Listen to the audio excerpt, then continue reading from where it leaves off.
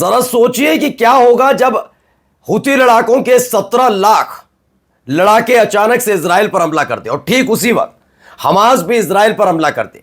जी हां, यह होने जा रहा है। यह बात मैं इसलिए कह रहा हूं क्योंकि एक तरफ हमास की तरफ से लगातार इजराइल के अंदर इजरायली सैनिकों को ठिकाने लगाया जा रहा है, तो वहीं हुती लड़ाकों ने 17 लाख हुती लड़ाकों को इजराइल भेजने का ऐलान कर दिया, जिन्हें खास तौर पर इजराइल में ही लड़ने के लिए ट्रेनिंग दी गई है। और इन सब के बीच हमास का भी एक बड़ा ऐलान है। हमास का नया टारगेट जो सेट किया गया है उसने इजराइल को थोड़ा दहशत में डाल दिया है, क्योंकि पिछले कई दिनों से गजा से सिर्फ और सिर्फ इजराइल के लिए ही बुरी खबर आ रही है। उनकी कई बटालियन खत्म हो चुकी हैं, कई अधिकारी मारे गए हैं। अब ऐसे में डर सता रहा है कि अचानक से हमास इतना ताकतवर कैसे हुआ, कहां से इसे ताकत मिली, और अगर ऐसे वक्त में जब हुती लड़ाके अचानक से इजराइल पर अटैक करेंगे और ठीक उसी वक्त ताकतवर हो चुके हमास ने अटैक किया, तो किस तरह की तस्वीर निकलेगी। 24 घंटे भारी पड़ने वाले हैं। जी हां, ऐलान है अगले 24 घंटे के भीतर हुती और हमास दोनों एक साथ इजराइल पर अटैक कर सकते हैं। और इसी के साथ साथ कई और महत्वपूर्ण खबरें आपको दिखाने जा रहा हूं जो इजराइल की सांस फुला देंगी। नमस्कार, मैं हूं प्रज्वल गौतम और आप देख रहे हैं टाइम्स एक्सप्रेस। पहले एक खबर दिखाने जा रहा हूं, यह खबर देखिए। Hamas will soon March towards Al-Aqsa. Al-Aqsa मस्जिद के बारे में पहले मैं बता दूं कि फिलिस्तीनियों के लिए सबसे पवित्र मानी जाती है। चूंकि वेस्ट बैंक के रहने वाले फिलिस्तीनी इस मस्जिद तक अपनी पहुंच रखते हैं, लेकिन जब से गजा के साथ संघर्ष शुरू हुआ है तो खास तौर पर गजा में उत्पात काटने के साथ साथ या वेस्ट बैंक के फिलिस्तीनियों को परेशान करने के लिए अल-अक्सा मस्जिद को दूषित करते रहे, यानी कि अपमानित करते रहे। अल-अक्सा के अंदर, मस्जिद के अंदर नहीं जाएंगे, प्रार्थना नहीं करने देंगे, कोई फिलिस्तीनी अंदर नहीं जाएगा, खदेड़ दिया जाएगा, बहुत सारी चीजें अल-अक्सा को लेकर की गई। अच्छा, धार्मिक तौर पर ये कैसे तोड़ने की कोशिश करता है ये तो अब तो अमेरिकन भी समझ गए होंगे। जब गजा में बने हुए कैथोलिक चर्च को ही इन्होंने ध्वस्त कर दिया, उस पर हमला कर दिया, जिससे डोनाल्ड ट्रंप भी नाराज है कि उनके वोटर पहले से ही नाराज चल रहे हैं। कर क्या रहा है इजराइल, ये गजा के अंदर बना हुआ कैथोलिक चर्च क्यों उसने तोप से उड़ा दिया। अब यही बात यहां हो रही है। अल-अक्सा को लेकर इन्होंने जितना गलत करना था करते रहे। अब नाराजगी हमास के अंदर है। हम 1 घंटे पहले, 1 से 2-3 घंटे पहले ही ऐलान किया गया हुती लड़ाकों की तरफ से वो 17 लाख हुती लड़ाके इजराइल भेजने जा रहा है। तो वहीं दूसरी तरफ ये खबर आ गई हमास जल्द ही अल-अक्सा तक पहुंचने जा रहा है और ये एक बड़ी स्ट्राइक होने जा रही है। ये देखिए, दोबारा से वो खबर आपको दिखा देता हूं। ये वीडियो सामने आई थी, पहले वीडियो देखिए।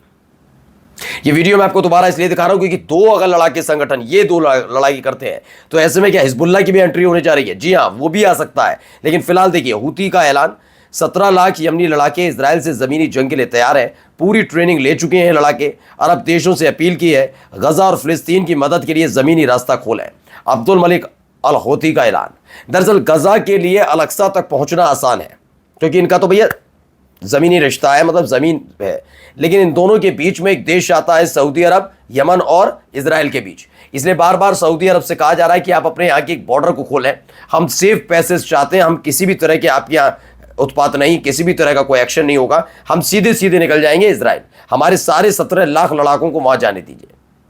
अब देखते हैं सऊदी अरब इस बात को गुपचुप मानता है, सार्वजनिक मानता है। सार्वजनिक तो नहीं मान पाएगा, मानेगा तो गुपचुप मानेगा। अगर नहीं मानता तो यमन हुती लड़ाके कैसे इजराइल पर हमला करेंगे वो अगले 24 घंटे में पता लग जाएगा। लेकिन इसी बयान के फौरन बाद हमास का यह बयान आना कि हम अल-अक्सा मस्जिद पर की तरफ जाने वाले हैं, हमें बड़ी स्ट्राइक करने जा रहे हैं उस इलाके में, क्योंकि अल-अक्सा को लेकर कई बार इजराइल ने अपमानित करने का काम किया फिलिस्तीनियों को, मुसलमानों को।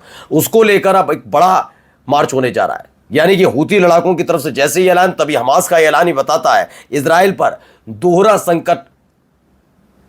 संकट मंडरा रहा है। अब आइए, एक वीडियो है, वो वीडियो पहले देखिए। ये वीडियो आपको याद होगा, ये मैं बता देता हूं क्या। ये हाइफा का है। हाइफा का ऑयल रिफाइनरी है जहां पर ये हमले ताबड़तोड़ हुए थे। आपको याद है ईरान और इजराइल के बीच संघर्ष चल रहा था, जब इजराइल ने ईरान पर अटैक किया था और उसके बाद 12 दिनों तक ऐसे ही इजराइल पर हमला होता रहा। उनका जो हाइफा है रणनीतिक तौर पर इजराइल के लिए बहुत महत्वपूर्ण है, जरूर राजधानी तेल अवीव, लेकिन उनके लिए खास क्या है हाइफा। कैसे है हाइफा में इनका पोर्ट, हाइफा में इनके ऑयल रिफाइनरी, हाइफा में बहुत सारी चीज़ें हैं और दोनों ही इनकी बर्बाद कर दी है। ये ऑयल रिफाइनरी पर जब अटैक हुआ था उस समय का है, पहले से बैन कर दिया था जिससे इनकी थू पूरी दुनिया में ना हो। लेकिन अब इजराइल 13 नाम का जो चैनल है जी हाँ, इसराइल 13 जो इसराइल का चैनल है उसने इसे प्रसारित किया, लिखा है इजरायली चैनल 13 ने प्रसारित किया, बैन किया गया फुटेज। ईरानी मिसाइलों ने हाइफा ऑयल रिफाइनरी पर किया था भीषण हमला, रिफाइनरी पर 3 डायरेक्ट हिट, आज भी ठप है यह अहम ऊर्जा केंद्र जो लगभग साल 1.5 साल तक यूं ही ठप रहेगा। और उसके बाद अभी जो मैं बात कर रहा था हूती लड़ाकों की, हूती लड़ाकों का ऐलान 17 लाख हूती लड़ाके जाएंगे इजराइल, ऐलान खुल्लम खुल्ला। दूसरा हमास अलग सा जाएगा। अब इसमें लेबनान यानी कि कैसे हिजबुल्लाह एंट्री करने जा रहा है, जरा इस तस्वीर को देखने बाद आप समझ जाएंगे। इस वीडियो को जरा देखिए। दरअसल इसमें धुआं उठ रहा है, आप सब तरफ देख सकते हैं, धुआं उठते हुए देख सकते हैं। ये लेबनान का इलाका है। जी हाँ, बिल्कुल सही। इसके लिए मिंट प्रेस न्यूज़ ने बताया है कि Israel is carrying out a large scale bombardment in southern Lebanon. ये साउथ लेबनान यानी दक्षिणी लेबनान में यह हमला हुआ है, भारी तादाद में यह बम गिरा दिए गए। अच्छा, ये बम गिराए कब गए, अब आप समझिए। तब तक इन्हें लगा कि सब कुछ ठीक ठाक है, सीरिया में भी नॉर्मलाइज हो रहा है सब चीज़ें। हूती लड़ाके ने तब तक ऐलान नहीं किया था कि हम 17 लाख अपने लड़ाके भेज रहे हैं। इन्होंने वहां हमला करके उनको लगा कि और टाइम मिल जाए। दरअसल नेतन्याहू क्या चाहते हैं कि अलग अलग देशों से किसी न किसी देश से हमारा जबरदस्त संघर्ष बना रहे, जिससे उनके यहाँ चल रहा मामले उनके खिलाफ और लोगों के बीच का गुस्सा उतना तेज ना हो। तो ये यही करने की कोशिश कर रहे थे। और अब देखिए इन्होंने कर दिया। उसके थोड़ी देर बाद हूती लड़ाकों का ऐलान, फिर हमास का ऐलान। अब खबर है कि भैया ये भी जल्दी से हिजबुल्लाह भी आ सकता है, क्योंकि माना जा रहा है नवंबर 2024 को जब हिजबुल्लाह और इजराइल के बीच संघर्ष विराम हुआ यानी सीज फायर हुआ, उसके बाद से लेकर अब तक 4000 बार ये अपना सीज फायर उल्लंघन कर चुका है इजराइल। और यही वजह जिससे हिजबुल्लाह में और नाराजगी है। लेकिन इंतजार एक वक्त का था और शायद वो वक्त आ गया है जब 3 तरफ से बड़े हमले इजराइल पर हो सकते हैं। अब एक वीडियो और देखिए। धुएं का गुबार देखिए कितना जबरदस्त। ये मशरूम क्लाउड कहा जाता है। जब कोई बड़ा हमला होता है उसके बाद इस तरह से बनता, जब ये ऐसा धुआं वहां से निकल रहा हो तो सोचिए क्या हालत है। दरअसल ये वैसे वीडियो मैंने आपको कल भी दिखाई थी, ये सीरिया के इदलिब में हुआ था। और ये जो हमला हुआ था ये तुर्क समर्थित जो है संगठन उसके वो तो तुर्किश के रिलेटेड है। तब ये स्पष्ट नहीं हुआ था ये इजराइल ने किया है, लेकिन अब स्पष्ट हो गया। सीरिया में इजराइल का बड़ा हमले से इदलिब दहला। अब हालात ये हैं कि वहाँ कैसे अभी चीज़ें ठीक ठाक होने लगी थी, क्योंकि सीरिया को छोड़कर मतलब जो ड्रूज मिलिटेंट से उन्हें खदेड़ दिया गया है सीरिया से, और अचानक से हमला हो गया।